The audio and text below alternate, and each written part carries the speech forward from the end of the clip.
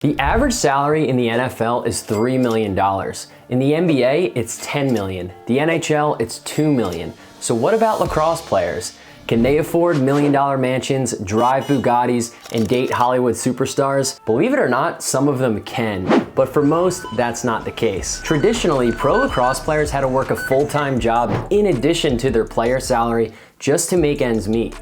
In the MLL, Major League Lacrosse, the league that existed from 2001 to 2020, players made on average $15,000 for the entire season. But with the newly formed Premier Lacrosse League exploding in popularity over the last 5 years and paying specific attention to paying players more, it's time we take a fresh look as to how much pro lacrosse players make. Before we get into numbers, it's important to know that there's two pro lacrosse leagues. First, there's the NLL, the National Lacrosse League. This is the box or indoor lacrosse league that consists of 15 pro teams throughout Canada and the United States. The minimum salary for a player in this league is $10,000, with the maximum salary being $35,000. On average, an NLL pro player makes $20,000 in this league. The NLL actually put out a great YouTube video 2 years ago profiling a ton of players, talking about how they have a 9-to-5 job in addition to playing in the NLL. Firefighters, teachers, finance guys flying all over the country just to play in the NLL on the weekends. So a star player like Jeff T is probably making north of $50,000 in the NLL, while the average player is taking home around $20,000. Now, once the NLL season ends in May, the pro players jump right into the PLL, the Outdoor Pro Lacrosse League.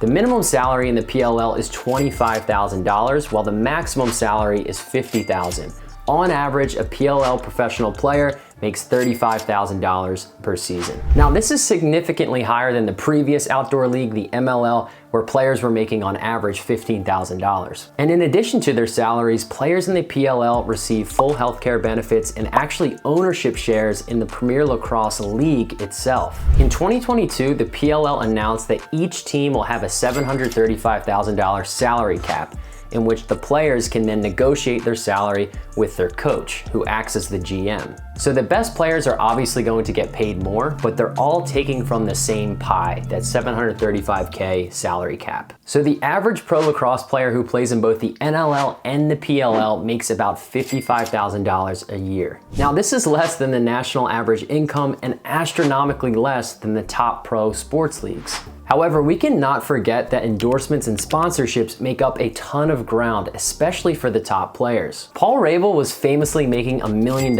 in sponsorship deals from brands like Red Bull and New Balance, and he was doing this 10 years ago before he started the PLL. So you'll frequently see top players like Mikey Sowers, Trevor Baptiste, Rob Pinnell sponsored by some big name companies. And the last most popular way pro players bring home the bread is through camps, clinics, and running private training. Because let's be honest, if you're nasty enough to play at the pro level, people want to learn from you. And that's why there are thousands of camps and clinics run throughout the entire country by pro players. Now, it's difficult to estimate how much they're making here, but this can be pretty dang lucrative. I wouldn't be surprised if players are earning more here than from their pro salaries. I mean, just ask your parents, they'll tell you how expensive some of these camps are. But I would imagine the average pro lacrosse player is making between $20,000 and $40,000 from camps, clinics, and private training, depending on their level of star power. So to add everything up, the average pro lacrosse player is making $20,000 from the NLL,